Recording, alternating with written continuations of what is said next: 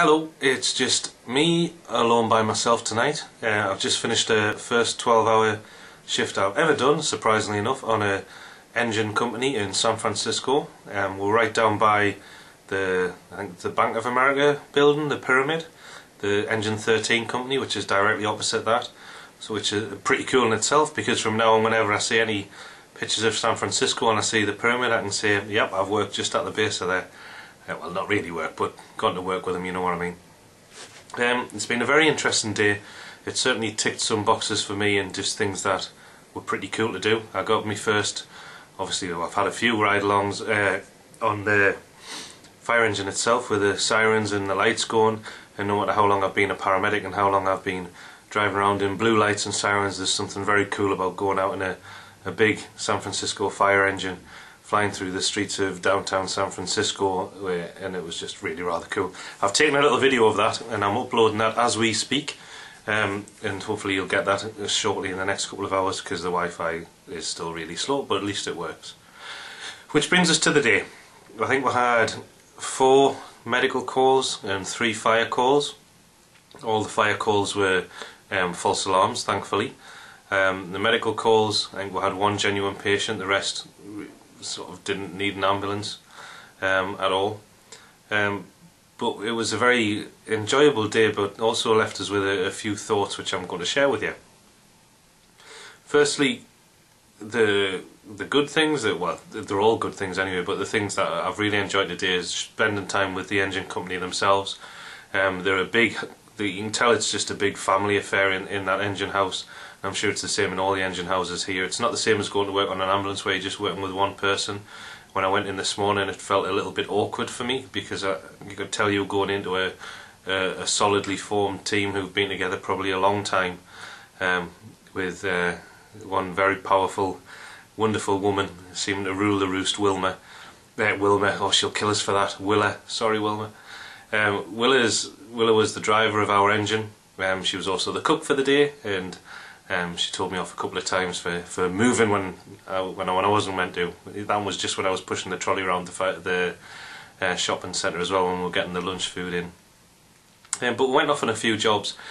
The first job I went to was a medical job, and the ambulance arrived just within about a minute of us being there, and that started a conversation that I had with Justin in the back of the fire engine about the appropriateness of sending a fully staffed fire engine and all the risks that are inherent in driving under emergency conditions to a job, to a patient where it's likely that the ambulance is going to be there at the same time or very soon after. We had a good discussion about it, went back and forwards a few times, and Justin quite rightly said there is some times where they're having to wait 15-20 minutes for an ambulance to turn up, and in those cases I can see there's a very definite need for the firefighters to respond as a first response for that. But I couldn't get my head around the bit about, you know, when there's obviously ambulances in the area as well, and then both are still getting sent and arriving either at the same time or just before the ambulance. And I just wondered about that. I don't know whether it's right or wrong, or how really to put it, but it just seemed like a heavy response to a patient who, even the information that we got through on the computers, was more than likely going to be actually that's not right, because it came through as a chest pain, so they had to send the response as if it was a critical patient. But either way, the ambulance was there pretty soon afterwards, and I'm just wondering about whether that needed to happen, or whether the ambulance could just roll by itself. See, roll by itself, I'm getting all American. This is coming out very, very warbling and not really concise or anything, but I'm just trying to put my thoughts together at the end of the day, and I'm just sharing it with you from the get-go. But we had that job anyway, and we had a couple more. The next one was one which we got there, and it was about maybe 4 or 5 minutes before the ambulance backed us up, and that patient didn't need us that time, so that's the benefit of it. It's very heavily saturated in San Francisco with response, purely because, as Justin keeps telling us, all the buildings, there's still quite a lot of wooden buildings around, and they're all very tightly packed together, and if one went up, then, you know, there's always the fear that it could start a huge fire in the city again. So the fire response needs to be there. But I think Chief Wong said the other night that there's something like 40 odd fire stations within the city limits itself. In Engine 13, where I've been working from today, they only cover a 4 to 6 block area, which is about a 1.5 square mile area. so obviously they can get there very quickly for any emergency. But as I said, my thoughts about whether it's appropriate to send them along for an ambulance job when there's an ambulance around the corner as well, I'll leave that up to Justin to talk about it another time. But either way, it was great fun going along with him. It was also interesting to see Justin switching roles so quickly, and it was literally with a change of clothes. He'd be sitting there 1 minute with his blue shirt on and his paramedic badge on and stuff, and then would be dispatched to a fire call, and he'd have his turnout gear on, his helmet, and he'd be running out, well, not running because he's too professional for that, he'd be walking out of the fire engine with his big axe and going into various buildings and stuff to check that they were alright. Thankfully, as I said, they were all false alarms. But I always had that question of can one person do two obviously very skilled roles at the same time, and I think Justin's proved that it is possible today. I've obviously seen him being a paramedic for 2 days, and he obviously knows his stuff, and from what we've discussed over the past year virtually, he's obviously very passionate about that side. But he also knows his stuff about the fire side as well, and you can tell that, and he's a very professional person. It's been a bit of a privilege to work alongside him, even though he does look a bit cool in that fire get-up, like, and you know, firemen are always going to be cooler than paramedics. It's just a fact of life, I guess. But yep, you can do both jobs, and it was fun. We had some fun back at the firehouse. Wilma, I say, fantastic chef, great cooking.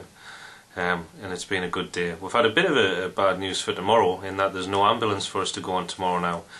The shifts have been filled. Obviously there's been a breakdown in communication somewhere, and the only ambulance shift that there was available for us was a ridiculously late one, which was going to finish way early in the morning. And Justin finishes his 24-hour shift at 8 o'clock this morning, and he was just going to go straight on and do his ambulance shift from there, which would never be allowed in Newcastle. But you know, hopefully he'll have a quiet night so he's not wrecked tomorrow. But we're going to do some filming around the city anyway. Just Ted and Chris are going to film us, just doing a few bits, talking about what I've learned and what my impressions are over the past few days. And then Justin's going to get himself home early afternoon and actually spend some time with his family, which will be nice for him. And I might even do a little bit of sightseeing while I'm here. It's the only chance I've got. So it's been an interesting day. Joint role firefighter paramedic.